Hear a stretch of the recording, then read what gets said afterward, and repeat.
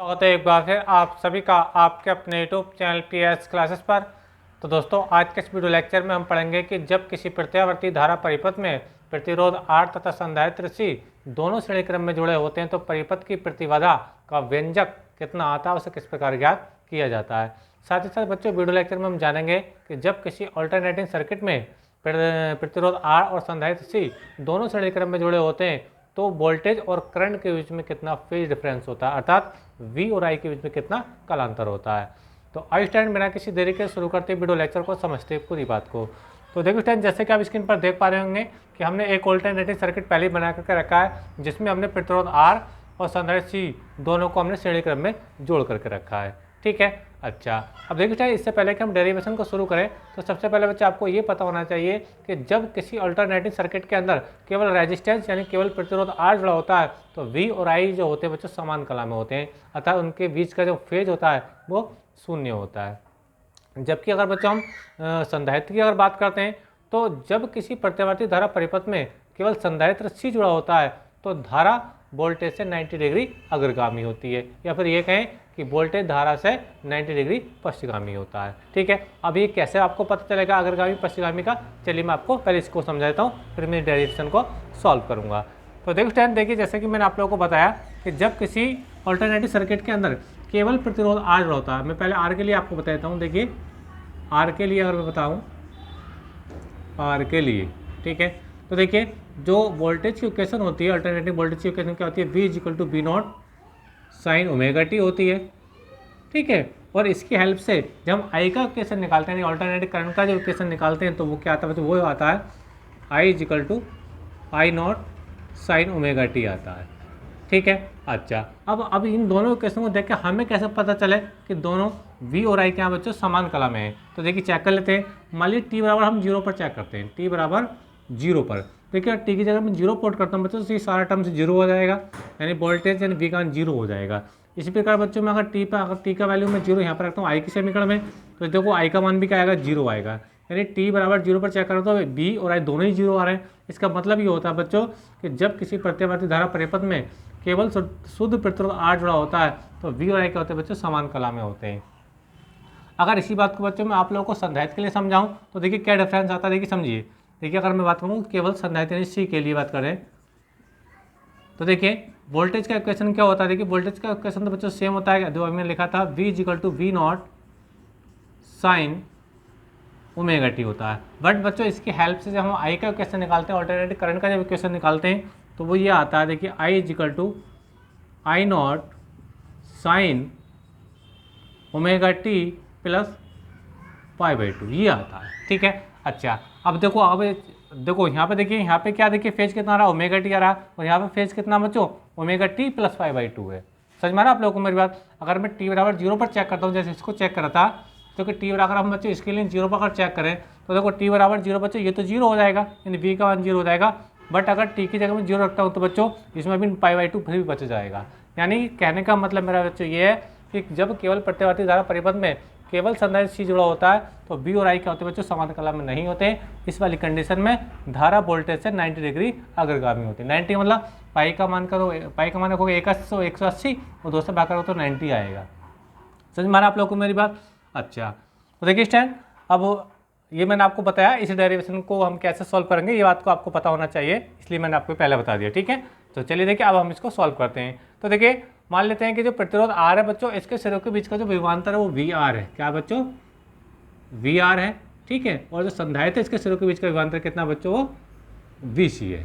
ठीक है, ये सपेक्षम बनाएंगे।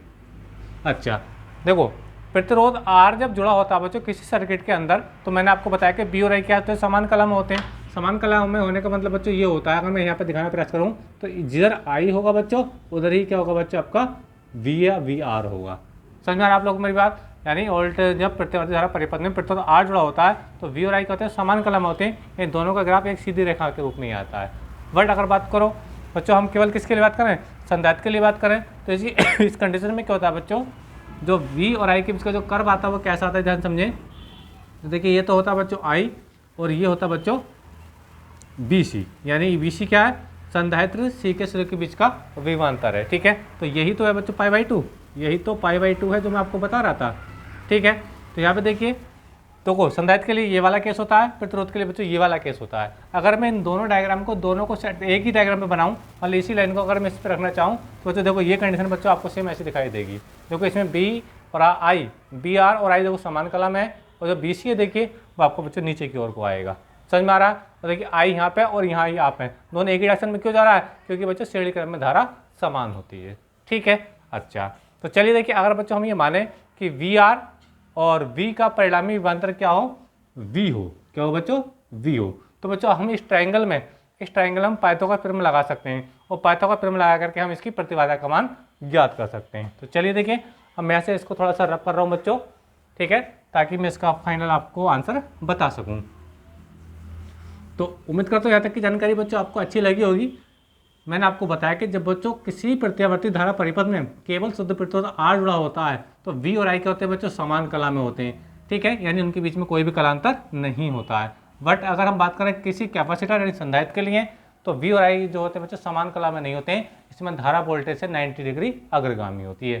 ठीक है, अच्छा तो देखिए स्टूडेंट, अगर मैं यहाँ पे पाइथागोरस प्रमेय लगाता हूँ तो देख पाइथागोरस प्रमेय क्या था? कर्ण का स्क्वायर। तो कर्ण क्या पे देखो यहाँ पे क्या है?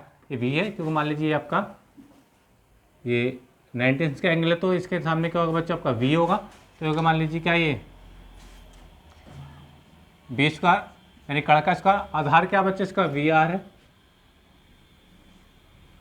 बी आर का स्क्वायर प्लस लंब क्या देखिए थीटा के सामने लंब होता है। तो देखो यही बी सी को मैंने यहाँ पे लिख दिया है क्योंकि ये लाइन इसके पैरेलल ही है, तो ये बी सी का स्क्वायर हो जाएगा। क्या हो जाएगा बच्चों? ये बी सी का स्क्वायर हो जाएगा। ठीक है, अच्छा बट बच्चों हम लोग जानते हैं कि V इजिकल टू क्या होता है? आई आर होता है। क्या होता है बच्चों? आई आर होता है। ठीक है, ओम के नियम आप लोगों ने पढ़ा है। तो प्रतिरोध के श्रेणी विभवांतर हमने वी आर से लिखा, तो बच्चों हम यहाँ वी आर लिख लेते हैं। ठीक है, अच्छा इसी प्रकार बच्चों अगर हम बात करें वी सी के लिए तो वी सी बराबर जो होता है बच्चों क्या होता है? करंट तो देखो दोनों में आई ही चल रहा है। ठीक है, यानी अगर यहाँ से करंट फ्लो होगा तो करंट तो दोनों में आई ही रहेगा ना। समझ में आ रहा है आप लोगों को मेरी बात? ठीक है, और इसी प्रकार से ये सर्किट पूरा हो जाएगा।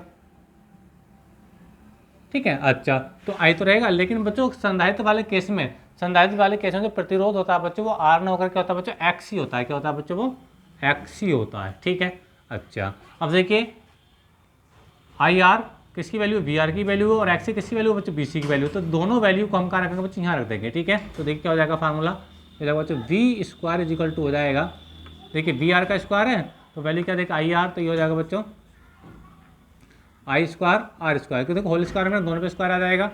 इसी प्रकार देखिए बी सी का स्क्वायर तो आई स्क्वायर एक्स स्क्वायर आई स्क्वायर बच्चों, और ये हो जाएगा एक्स स्क्वायर, जहाँ एक्स ही क्या है? ये है प्रेरण प्रतिघात। ठीक है, नहीं संधारित्र के लिए प्रतिरोध। ठीक है, अच्छा यहाँ से आई स्क्वायर कॉमन भी आ रहा है बच्चों, तो बी स्क्वायर बच्चों हो जाएगा ये आई स्क्वायर।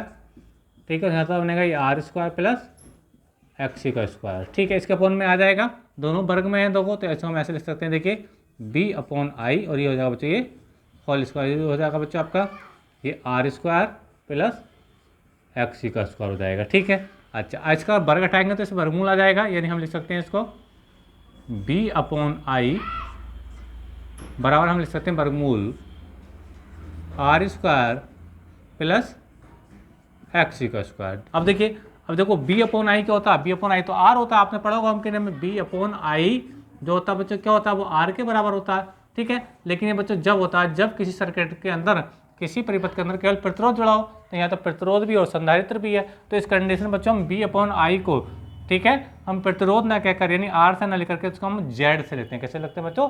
जेड से लिखते हैं। ठीक है, याद रखें ये जो बी अपॉन आई है बच्चों ये क्या प्रतिरोध ही है, बट ये दोनों के कारण है, इसलिए हम इसको आर से नहीं लिखते, हम इसको लिखते हैं बच्चों जेड से लिखते हैं। ठीक है, इस चीज़ को मैं तो लिखता हूँ जहाँ बी अपॉन आई परिपथ का प्रतिरोध है, परिपथ का प्रतिरोध है, परंतु यह आर व सी दोनों के कारण है। आर मतलब प्रतिरोध और सी मतलब संधारित्र, दोनों के कारण है,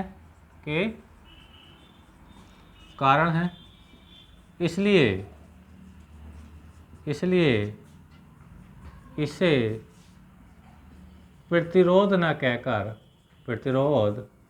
न कहकर परिपथ की प्रतिबाधा कहते हैं। कहकर परिपथ की प्रतिबाधा कहते हैं। इसे हम Z से रिप्रेजेंट करते हैं, ठीक है। लेकिन ये दो, यहाँ R जुड़ा है तो यहाँ R और यहाँ C लगा देंगे, ठीक है। कहते हैं, ठीक है। तो इस B/I को हम क्या लिखेंगे बच्चों, हम Z लिख देंगे। क्या लिख देंगे, Z, ठीक है। तो देखो तो Z यानी देखो B/I की जगह आ जाएगा Z आ जाएगा, क्योंकि हमने यहाँ दो चीज़ें जुड़ी, कौन कौन सी, एक तो रेजिस्टेंस और यहाँ पे एक कैपेसिटर है तो C लगा दिया, ठीक है।